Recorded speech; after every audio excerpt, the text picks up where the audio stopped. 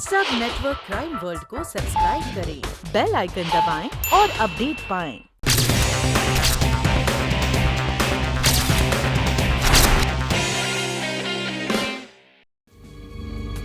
मैं तुम्हारा दोस्त हूं, तुम्हारा एक्स कमांडिंग ऑफिसर हूं। अगर ऐसी कोई परेशानी है तो मुझे बताना, शायद मैं तुम्हारी कुछ मदद कर सकूं। आपको सर मेरी इतनी फिक्र है, इसके लिए आपका बहुत बहुत शुक्रिया। ठीक है, मैं चलता हूं। Okay sir, bye.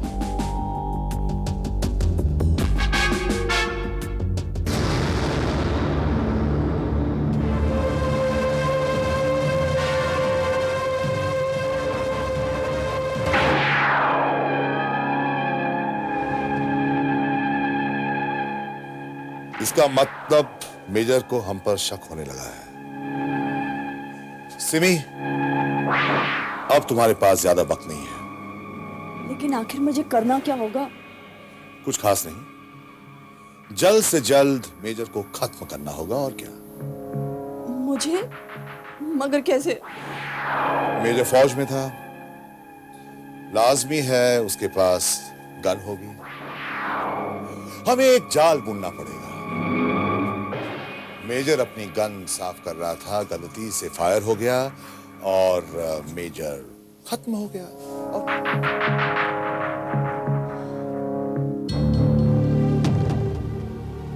मगर नो अगर मगर सिमी डार्लिंग, मेजर को मारने के लिए इससे आसान तरीका नहीं हो सकता, और इस हादसे की गवाही तुम्हारे साथ साथ जानकी दास भी देगा। मेजर के खत्म हो जाने के बाद उसके लाखों करोड़ों की जायदाद की इकलौती मालकिन तुम होगी, और उसके बाद 25% तुम्हारा और 75% मेरा। सब कुछ करूं मैं और सिर्फ 25% मेरा? ये गलत बात है, समझे? तुमने वादा किया था कि पार्टनरशिप 50-50 होगी। सिमी स्वीटहार्ट, तुम उतनी चालाक नहीं हो जितनी तुम अपने आप को समझती हो।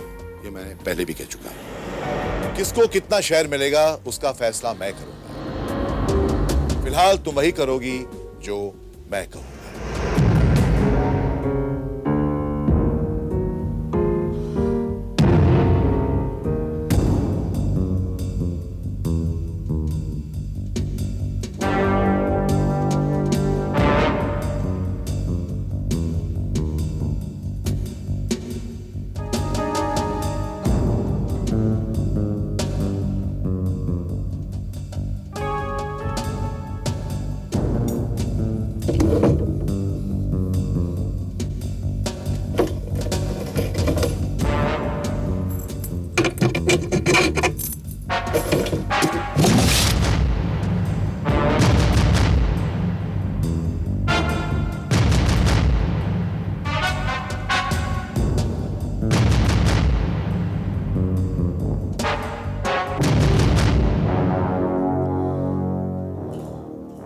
आपने ठीक ही कहा था। क्या? गोवा में खिड़की के बाहर आपने जिस आदमी को देखा था वो मेरे अंकल ही थे। आपका भ्रम नहीं था। ये बात तुम्हें आज कैसे पता चली? वो अभी अभी यहाँ आए थे और मुझसे 5 लाख रुपए मांग रहे थे। किस लिए? वो मुझसे कह रहे थे कि मैं अब एक रईस आदमी की बीवी हूँ और इसलिए मुझे उन्हें पैसे देने ही होंगे, वो जब चाहें, जितना चाहें। मैं तुम्हारे अंकल से मिलना चाहता हूँ। कल सुबह ही उन्हें यहाँ बुलाओ।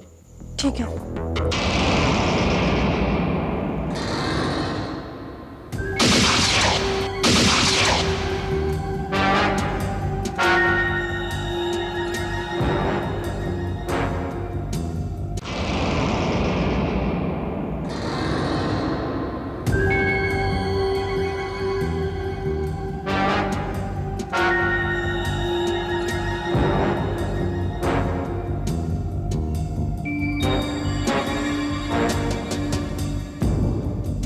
कैसे हैं मेजर साहब? मैं ठीक हूं। आपने मुझे किसी खास काम के लिए बुलवाया है? जानकी दास, जी साहब। तुम सब लोग मेरी बात ध्यान से सुनो।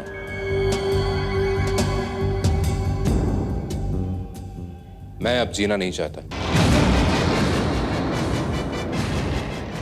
व्हील चेयर पर इस अपाहिज शरीर का बोझ ढोते ढोते मैं थक चुका हूं।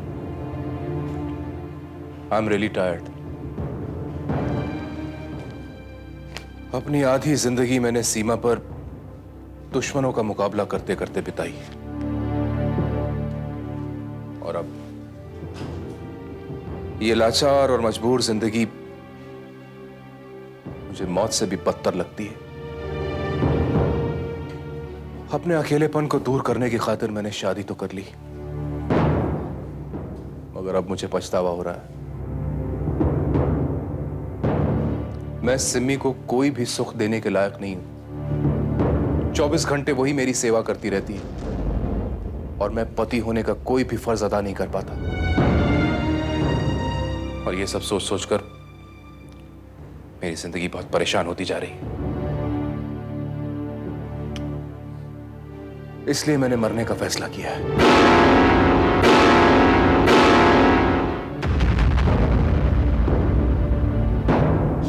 ये आप क्या कह रहे हो? सिमी, अगर तुम नहीं होती तो मैं सुसाइड कर लेता, लेकिन मैं ऐसा करके तुम्हारा नुकसान नहीं करना चाहता।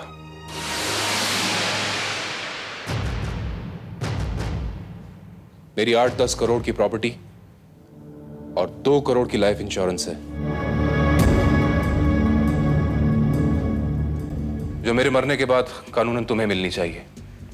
लेकिन अगर मैं सुसाइड कर लेता हूं तो ऐसी हालत में उसका क्लेम नहीं मिलेगा।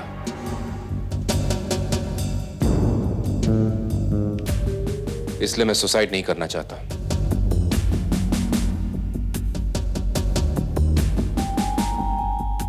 मैं चाहता हूं कि तुम दोनों मुझे शूट कर दो। तुम्हें शूट कर दें और फिर बाकी की जिंदगी तुम्हारे कत्ल के जुर्म में जेल में काटें। मेजर साहब, आप हमें बेवकूफ समझते हैं? आखिर आप चाहते क्या हैं? मैं सिर्फ अपनी जान लेना चाहता हूं। यकीन रखो, मेरे कत्ल का इल्जाम तुम दोनों पर नहीं आएगा। मेरा प्लान गौर से सुनो। इस घर की सारी चीजें अस्त व्यस्त कर दो। जो भी कीमती सामान है उसे यहां से निकाल दो। लॉकर में से जेवरात, रुपया, सब कुछ निकाल दो। और उसके बाद मुझे शूट करके पिस्टल्स को भी कहीं फेंक दो। पुलिस को इन्फॉर्म करो कि यहां चोरी हुई है और किसी ने मेरा कत्ल कर दिया।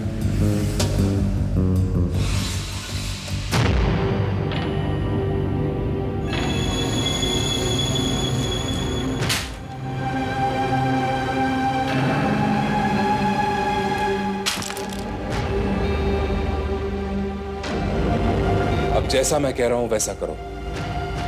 तुम दोनों एक साथ मुझे शूट करो, क्योंकि गोली लगने के बाद मैं एक पल के लिए भी तड़पना नहीं चाहता। जानकी दास, फौरन कमरे का सारा सामान बिखेर दो। जी साहब। सब सामान बिखेर दो, सारी चीजें अस्त व्यस्त कर दो।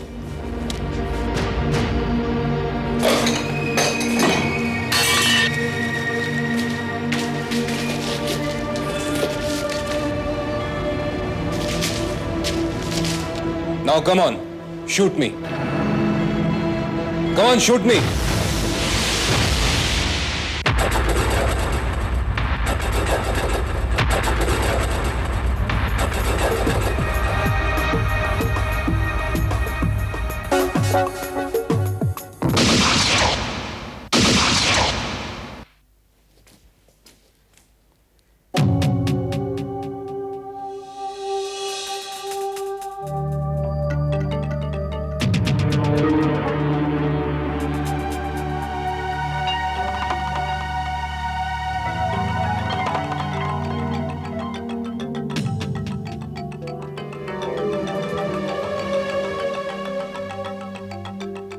मेजर सिन्हा, ये सब कैसे हुआ? दरअसल सिम्मी ने मेरी दौलत की खातिर मुझसे शादी की थी और ये सारा प्लान इसके अंकल का था। आज दोनों में दौलत को लेकर झगड़ा हो गया। दोनों बंटवारे की बात कर रहे थे और इसी झगड़े में दोनों ने एक दूसरे को मार डाला।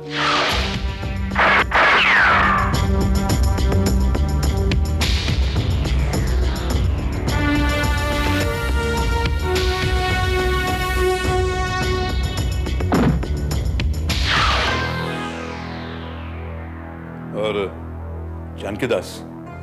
जानकी दास तो इन दोनों को छुड़ाना चाहता था मगर अंकल ने उसे भी खत्म कर दिया।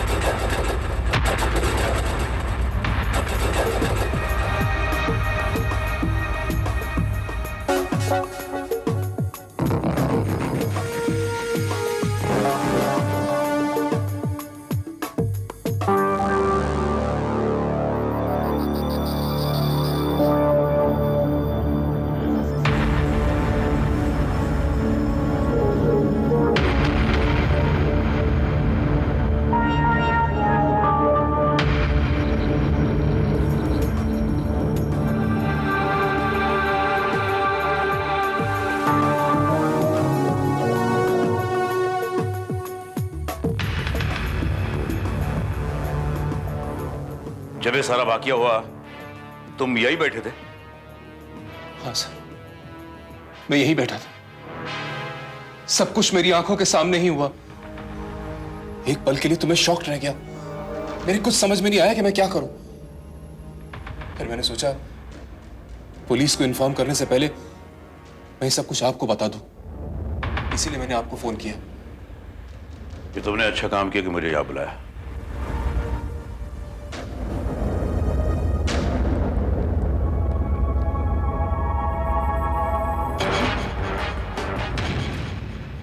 हेलो जादव, फौरन साली पुलिस पार्टी, फिंगरप्रिंट एक्सपर्ट और फोटोग्राफ्स को लोग यहां पहुंचाओ।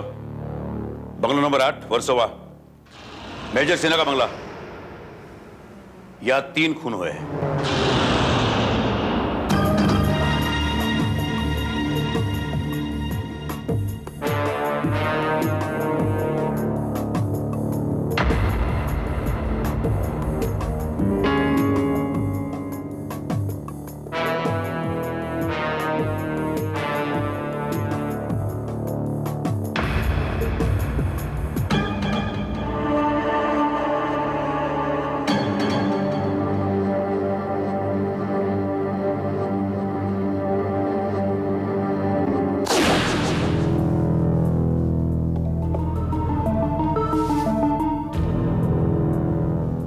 ये क्या कर रहे हैं सर?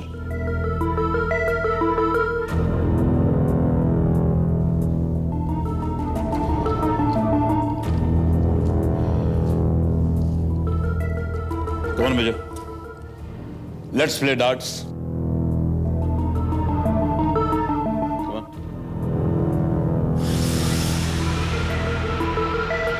Shoot.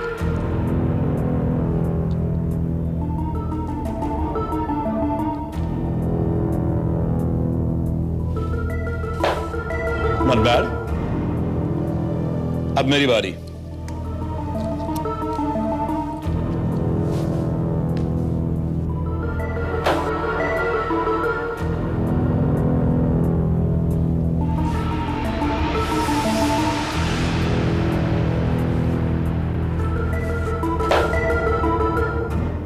इस तरह से गोली लगी थी राजकुमार आनंद और सीमी को, ठीक इसी एंगल से। मतलब समझाता हूं।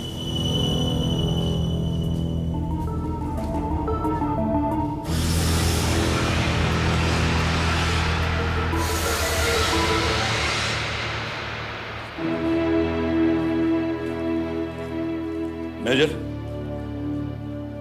दोनों लाशों की पोजीशन मैंने देखी थी और दोनों की पोस्टमार्टम रिपोर्ट भी, जिसमें बात साफ बताई है कि दोनों को गोली एक खास एंगल से लगी थी, यानी एक की दाई पसली में और एक की बाई पसली में। और यह सिर्फ उस सूरत में मुमकिन है जब वो दोनों गोली चलाने वाले के दाई और बाई तरफ हो, यानी कि गोली चलाने वाला उन दोनों के बीच में हो। अगर वो एक दूसरे के सामने होते और एक दूसरे पे गोली चलाते तो गोली जिस्म के बीच में लगती, ठीक इस तरह जिस तरह तुम्हारे डैड इस बोर्ड के बीच में लगा, ठीक इस तरह।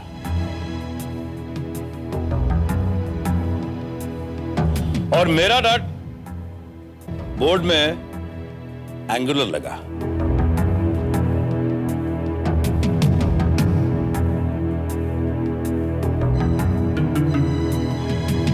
ठीक उसी तरह जिस तरह राजकुमार आनंद और सीमा को गोली लगी थी।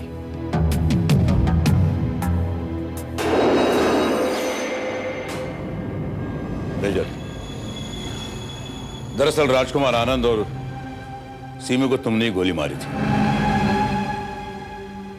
और यह जाहिर है कि रॉड से जानकी दास का कत्ल भी तुमने ही किया।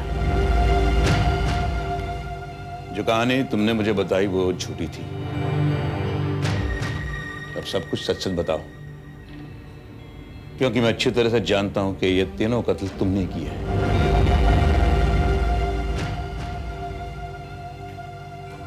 सर, जंग में मेरी टांगें चले जाने के बाद मेरी मंगेतर मुझे छोड़कर चली गई थी। मन के किसी कोने में मैंने उसकी बेवफाई के दर्द को छुपा लिया। फिर सिमी मेरी जिंदगी में आई। मैंने उसे पूरे विश्वास के साथ अपना लिया, लेकिन फिर जब मुझे पता चला कि वो भी धोखे और फरेब की एक मूरत है, तो मेरे मन में गुस्से और नफरत की आग जलने लगी। मैंने उन दोनों को खत्म करने की ठान ली। मैंने उन्हें अपने रिवॉल्वर दिए और कहा कि मुझ पर गोली चलाएं। उन रिवॉल्वर के चैनल्स में से मैंने एक एक बुलेट पहले ही निकाल ली थी, और फिर इससे पहले कि वो मुझ पर गोली चलाते,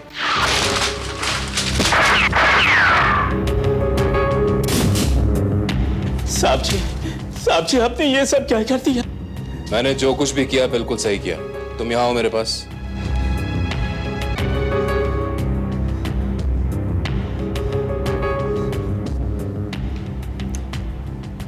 जानकी दास, वो दोनों मेरी जान के दुश्मन बन गए थे। तुम मेरी बात ध्यान से सुनो। बस ये समझ लीजिए सर, मेरे सर पर खून सवार हो गया था। मेजर, देश की रक्षा करते हो तुमने अपनी जान की कभी फिक्र नहीं की, लेकिन अफसोस विश्वासघात से घायल होकर आज तुम एक बहुत बड़ा गुनाह कर बैठे। और मुझे अपने एक साथी ऑफिसर को गिरफ्तार करते हुए अच्छा नहीं लग रहा है, लेकिन कानून से बढ़कर मेरे लिए अब कुछ भी नहीं।